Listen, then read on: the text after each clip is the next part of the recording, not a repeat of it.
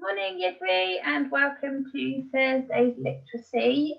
Well done on your work yesterday that you sent in.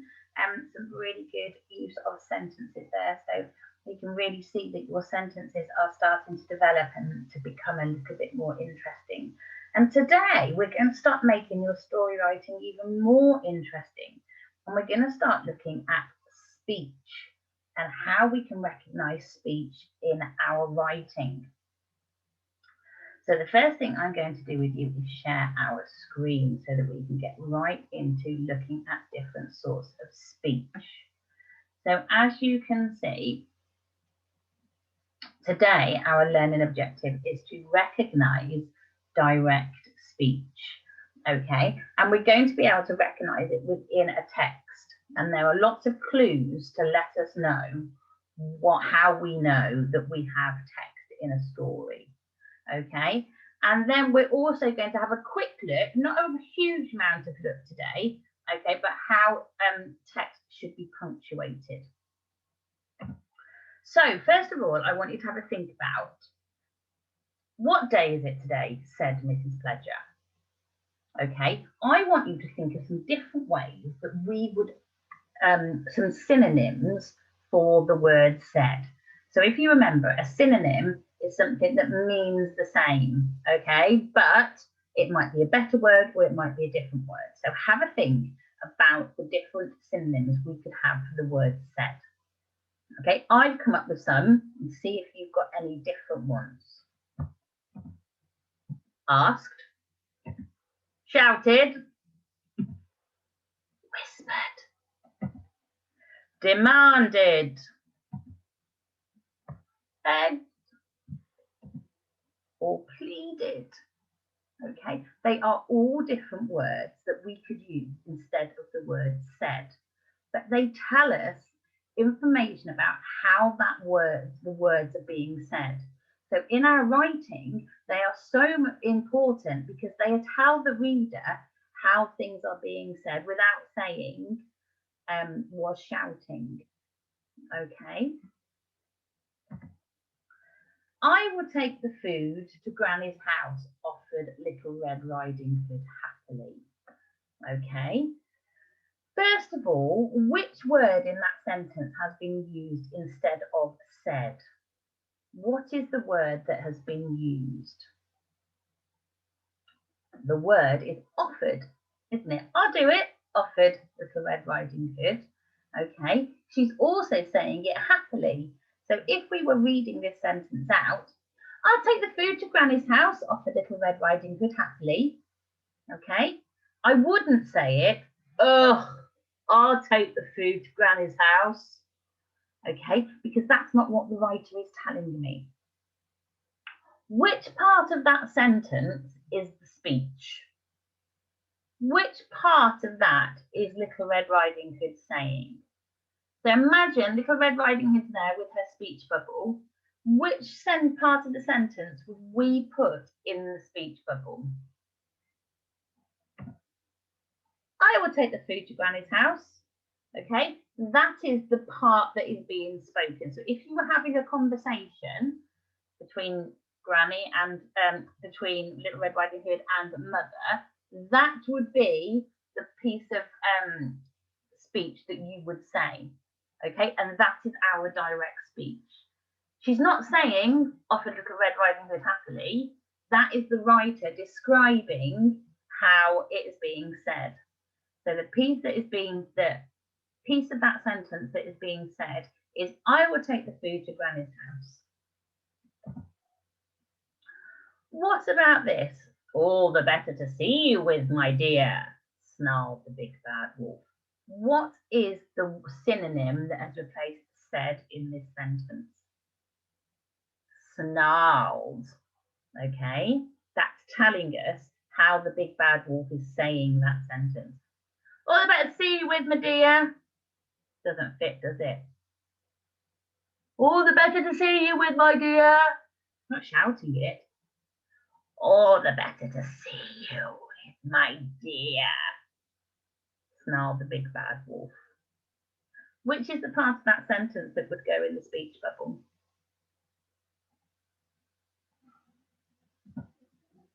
all the better to see you with, my dear. That is the whole part of what the little bad wolf, the big bad wolf is saying. Okay, that is what the big bad wolf is saying. So that is the part that would go in the speech bubble. So the first thing I want you to have a go at is there's a document, okay, and it's got some speech bubbles with some sentences. And the first thing you're going to have a go at is you're going to read the sentence, and then you're going to write the part that's being said in the speech bubble. So almost imagine that you've got a comic now, and you're just writing what is being said. So the first sentence, I will go straight to Granny's house, promised Little Red Riding Hood to her mother. What part of that sentence is going to go in the speech bubble? Okay, you've got 4, I think, of those.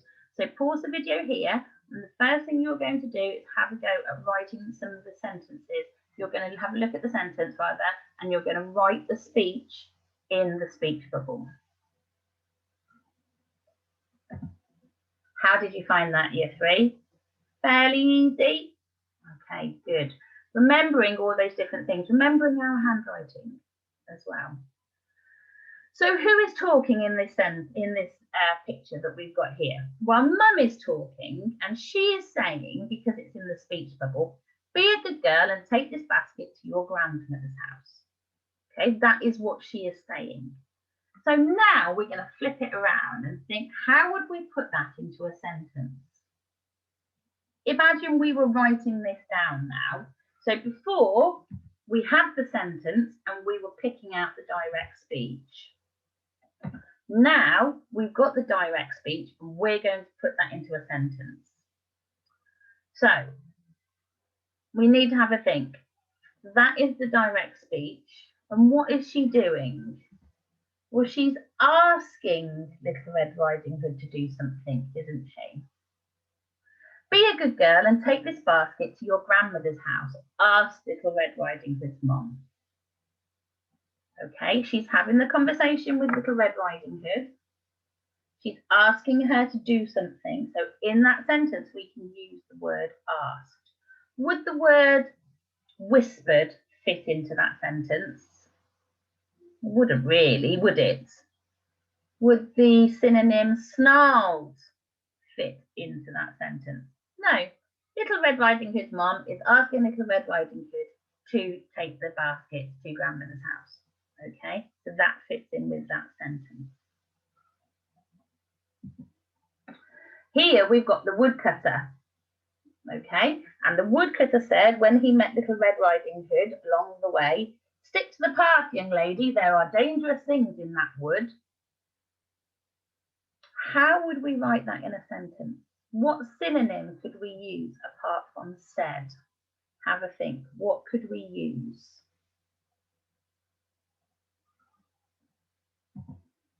Well, we could say he's warning Little Red Riding Hood, isn't he?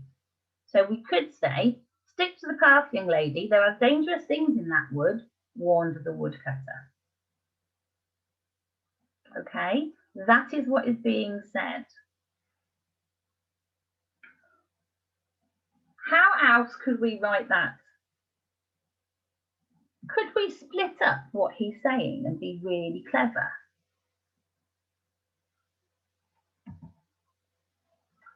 Stick to the path, young lady, warned the woodcutter. There are dangerous things in that wood. So do you see how we've split up the sentence here?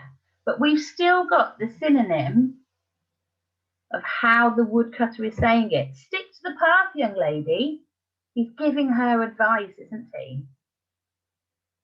There are dangerous things in that wood. So we can put the direct speech into the sentences, okay? But we always need to follow our sentence with the way that the person has said that thing, because that gives our audience information about how something is being said, okay? If I'm a story reader, especially if I'm reading it out to an audience, I want to know how my characters are talking. Stick to the path, young lady. There are dangerous things in that wood, warned the woodcutter. Stick to the path, young lady. There are dangerous things in that wood, shouted the woodcutter. He's not asking her to do something, is she? Is he? Okay. He's not begging her. He's just giving her a piece of advice. Okay, we've got lots of sentences here. What is another indication that I have got speech in my sentence? Okay, I've told you that something is being said, offered, snarled, asked, warned. What is the other clue? I've got some really important punctuation, haven't I? Now, there are two different things you may hear about these here. You may hear them called inverted commas, or you may hear them called speech marks, but they are the same thing. They tell us through punctuation that we have got some speech.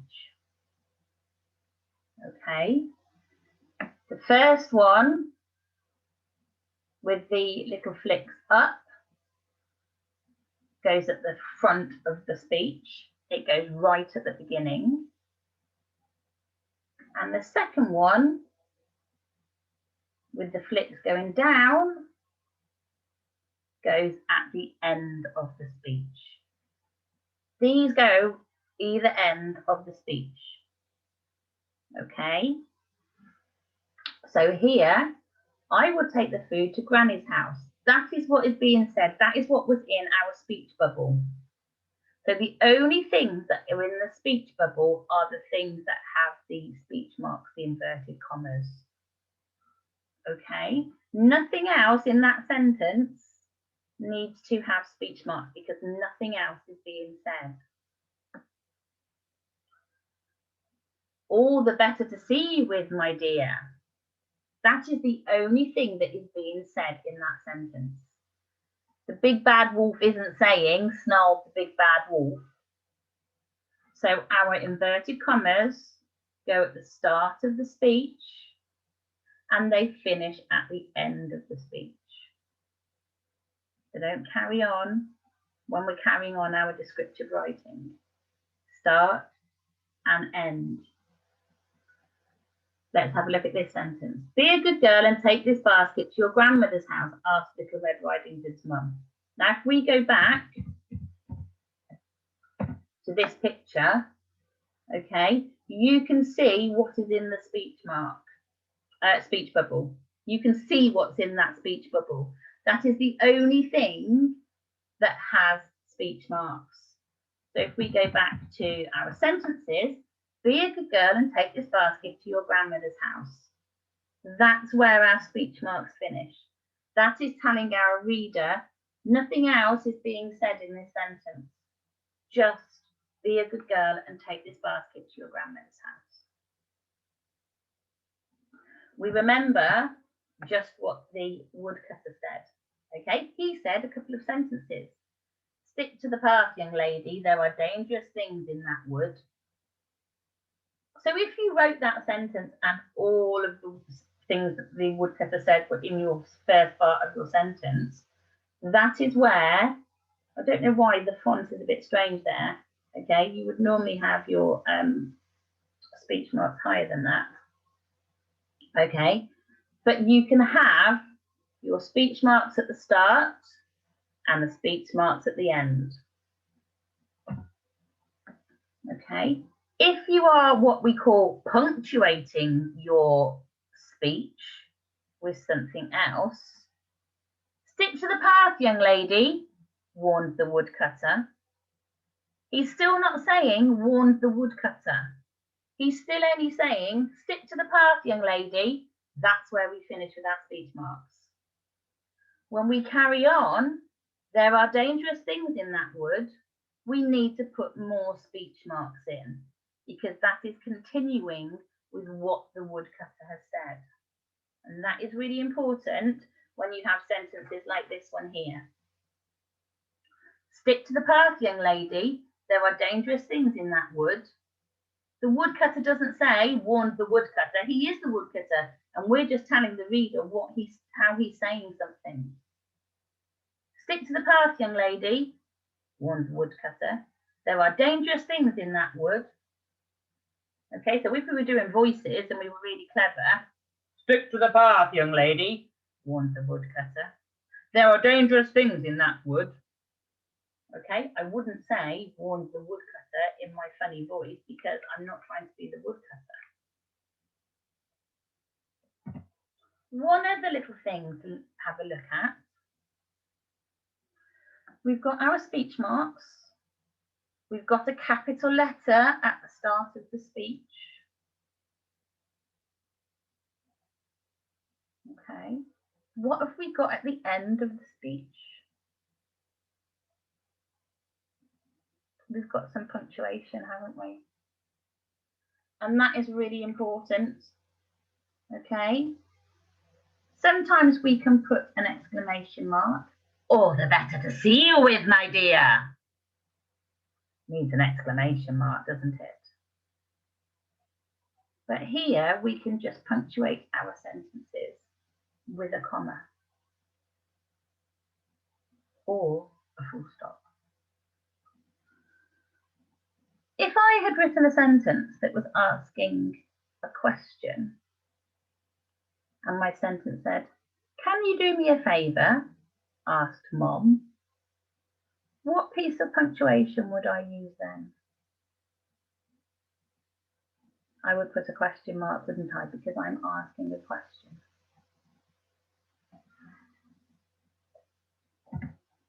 Okay, you have got 2 more tasks to do today, year 3. The first task you are going to do is you are going to highlight the words which are being spoken in the passage below. Okay, so you're going to highlight, you're going to underline just the things that are being said. Okay, and this is the way to show that you can pick out direct speech. And then once you've done that, poor old Marty is showing his teacher his work, but she said, oh, it's not quite right. So you are going to rewrite the sentence using those speech marks correctly, those inverted commas.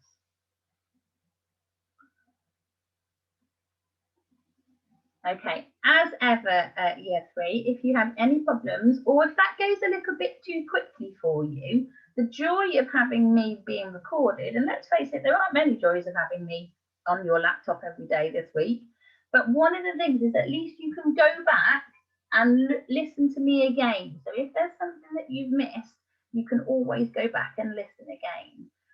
But they are the 3 tasks that we would like you to do today. Lots of just little tasks. And then we are going to carry on with direct speech tomorrow. So if you're thinking, oh, I'm not quite sure about this, hopefully when we carry on with our lesson tomorrow, some of the things that you've been thinking will become clearer tomorrow. Have a good day, year 3.